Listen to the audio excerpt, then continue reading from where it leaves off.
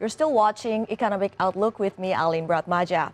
Indonesia is facing a fiercer competition to attract foreign direct investments, as most of developing countries will work harder than before to attract foreign investment to help them emerge from the slump caused by the pandemic as well as the global uncertainties. Indonesia has significantly increased foreign investment target to 1,400 trillion rupiah, or about $94 billion this year, following better than expected result in 2022. However, with the global economic slowdown and the increase in competition from other countries, Indonesia will have an uphill task to achieve the target. Although it will not be easy to meet the target, Minister of Investment or Head of the Investment Coordinating Board, or BKPM, Bahlil Lahadalia, believes that the target is not impossible if the political stability can be maintained. In 2022, the foreign investments flowing to Indonesia rose sharply. The country's total investments, including from domestic sources, reached 1,207 trillion rupiah, slightly above the target of 1,200 trillion rupiah. Of the total, foreign direct investment, or FDI, surged 44.2% on a yearly basis in 2022, with base metal sector drawing in the biggest inflows. Southeast Asia's largest economy received 654 trillion rupiah worth of FDI last year, or equivalent to $45.6 billion. Neighboring Singapore is the biggest source of Indonesian FDI in 2022, followed by China, Hong Kong, Japan, Malaysia, the United States, South Korea, and the Netherlands. BKPM has also prepared a number of promotion strategies to achieve the investment target in 2022. One of them is to focus on new investment on the development of downstream industries in the mineral sector. The Job Creation Law, commonly known as the Omnibus Law, which was officially enacted in 2020, is also expected to further ease doing business in Indonesia. The new law has especially been prepared to attract investment, create new jobs, and stimulate the economy by, among other things, simplifying the licensing process and harmonizing various laws and regulations, and making policy decisions faster for the central government to respond to global or other changes or challenges. However, other main destinations in Southeast Asia, such as Vietnam, Thailand, and Malaysia, are also giving more incentives to attract foreign direct investments. Outside the Southeast Asia, India has also become the main competitor. Many foreign companies consider India as more economical in terms of securing land and affordable skilled labor than if they move back to the US or Japan, even if overall costs are still higher than China. In 2022, the South Asian giant outpaced China and became the largest destination and source of greenfield FDI in Asia and the Pacific in 2022, receiving $60 billion of inward greenfield FDI and being responsible for $35 billion in outward FDI. In addition to easing the licensing procedures, the government has also provided fiscal incentives in form of tax holiday and tax deduction to companies engaged in priority sectors and those operate in special economic zones. Despite the growing competition, Indonesia, with its high domestic market, abundant natural resources, as well as strategic allocation, still has many advantages to attract foreign investments and become the choice of foreign investors. But the government, especially local administration, should work extra hard to remove all the regulatory barriers which still hamper investment activities.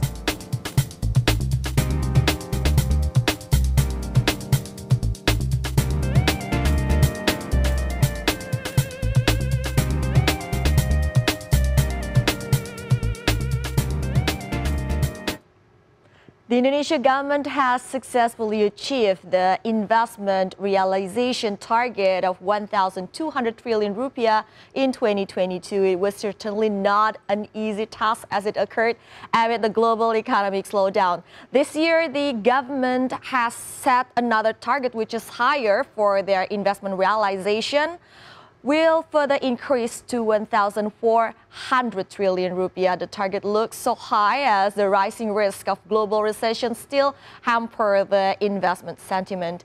Here we have Bapak NURUL ICHWAN, Deputy Minister for Investment Promotion, Ministry of Investment, BKPM. We would like to discuss with you how Indonesia can attract more investment coming to our country amid global uncertainties and global slowdown. So, Bapak NURUL, global foreign direct investment flows are expected to decline further this year as the ongoing uncertainties, pretty high inflation, as well as slowdown risk of the global economy that will dampen investors' sentiment.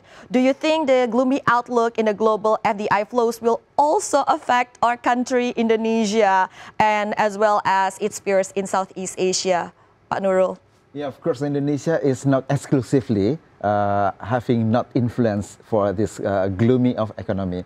Of course, this will give a kind of influence to Indonesia, but then something that we have to be very firm as well, that we are going to check that whether or not, in order to attract investment, we have some points of selling that is a kind of sweetener that we could offer to the investors. So by having this, if we are successful in identifying those kind of factors, then we have to be very firm that we could offer also opportunities to the investors. You are optimistic about our potential. So this year, Indonesian government, I can sense the upbeat as reflected by you as well, that the investment target of 1,400 trillion rupiah will be achieved despite the gloomy outlook. So what will we do so that this target will be achieved? Yeah, something that is repeatedly expressed by our president as a kind of guidelines that is followed by our institution in Indonesia, that we have to have a kind of competitive advantage as well as comparative advantage that we have to combine.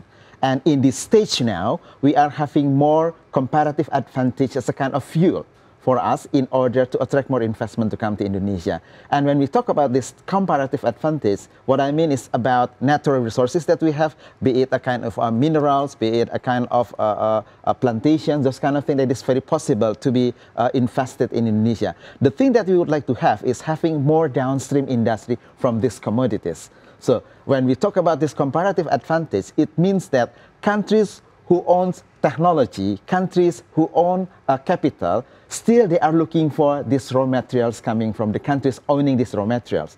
And Indonesia, since we are very rich with these natural resources, we still have this kind of comparative advantage to be offered to them. Like, let's say, nickels, for example.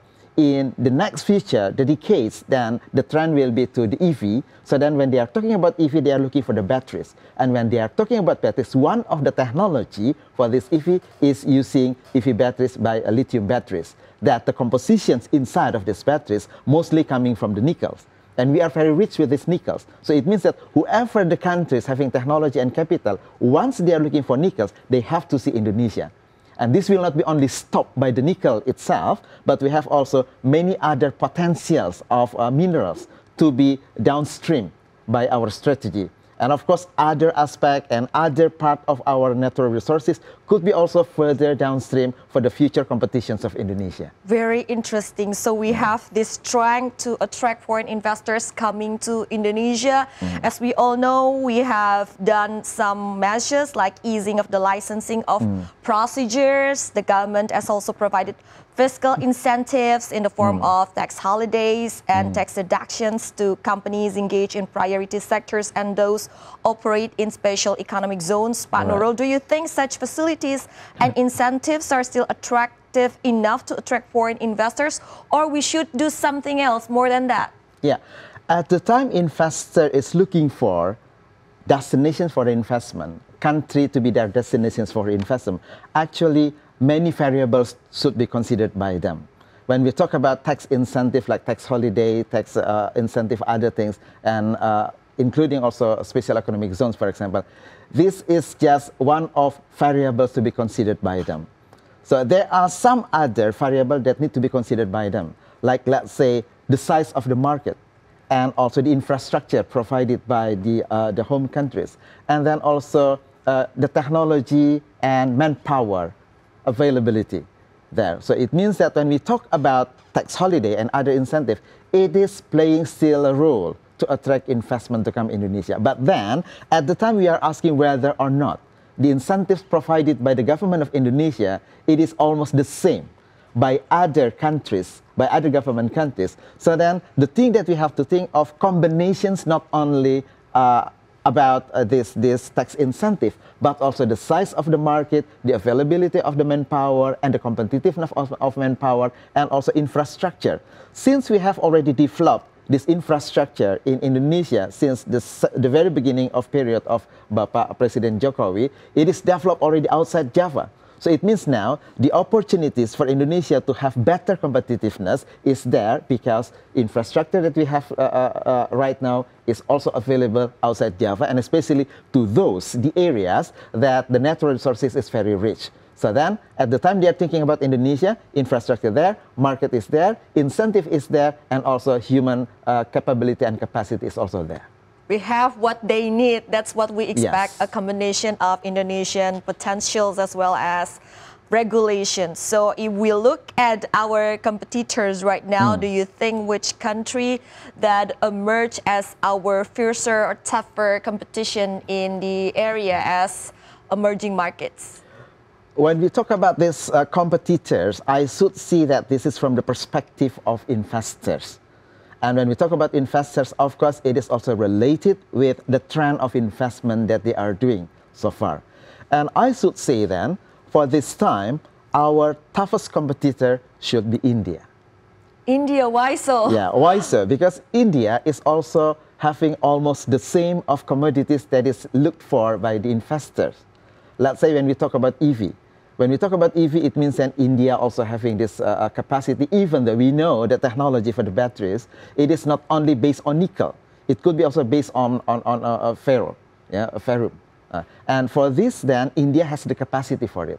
And something that I should say India is also having more advantage compared to Indonesia is about technology. And we know India, human power in IT is already there. It means that globally it is recognized by big companies utilizing technology that human resource coming from India is already on the level achieve their requirement.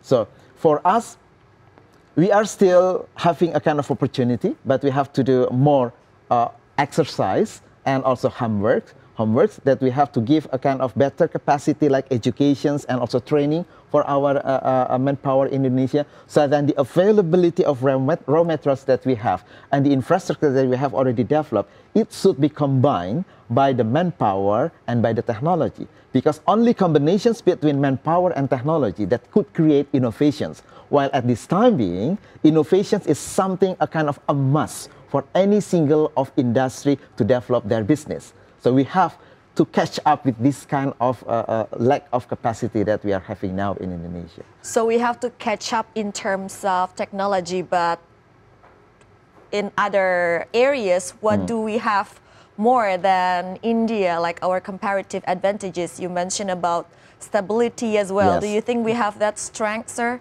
That's right. So the very strong message from Indonesia to the global investment community is about the stability of Indonesia. So it means that it is already recognized globally that Indonesia is one of the countries that is very stable. It is not only about political stability. At the time that we are overcoming the pandemic, Indonesia is one of the best of the country that could handle this pandemic. So because of this, then, we know that the growth of economy of Indonesia is also on the right path, and then also the performance about attracting investment to Indonesia, because currently, Indonesia is one of the top 20 countries that could attract more investment to come in. By the way, for 2020 and 2021, Indonesia sits on the 15th rank of these 20 countries, top 20 countries attracting investment to Indonesia. Congratulations to Indonesia. Thank so you. when we present the World Economic Forums as well as other global forums, how do the foreign investors respond to our offer for them to come and invest in Indonesia? Yeah. So when we talk about World Economic Forum and the involvement of Ministry of Investment, BKPM, actually, especially under my unit of promotions, when we talk about promotion, actually we have two objectives there. The first is promoting about Indonesia or branding about Indonesia to global community. And when we talk about World Economic Forum, those who are coming to this event, they are normally the top leaders of company if they are not the owners of the company. So they come there, they would like to hear the development happen around the globe. That will make a kind of considerations for them to decide for the next future of investment for them. So because of this then, we have some events there. One, we have also Indonesia Pavilion, where inside of this pavilion, we do a kind of exposures of Indonesia products and services. And then we have also some seminars that is exposing about the positivity of Indonesia. And we invited many of them coming from various countries and companies and sizes as well. And we have also Indonesian Night. So by having these combinations of events, then we would like to deliver to them that Indonesia as a country, it is emerging country, but we are very stable. And we are also projected by many institutions globally to be top 5 economy in the world by 2045 or 2050. So this kind of path that we would like to deliver to them, the messages that should be accepted well by them, positivity of Indonesia and also optimism that we have, combined both from the private sectors and then also from the public sector for the governments. So what do they think about our regulations? Do they find it still too rigid? What are suggestions that we receive there in the international forum? Yeah, they say that Indonesia is very dynamic in terms of the regulations. And at one side, they used to be understood the situations as a kind of uncertainty. But after having been explained by us that this kind of changing is actually a kind of movement into the new stability that will create Indonesia to be more a sound investment climate for the investors. Because we make some adjustment like let's say when we talk about the omnibus law and then also the changing of this omnibus law and many other facilities and regulations that we change, including let's say OSS, online single submissions. Actually, they are all set by the government of Indonesia in order to create easiness of doing business in Indonesia and facilitations for their running business smoothly in Indonesia. And of course, we share with them as well, it is not only about the regulations, but also creating task forces in Indonesia that will sit side by side by them, running through every single step that they would like to implement about investment in Indonesia, so then they know that they are not sitting alone.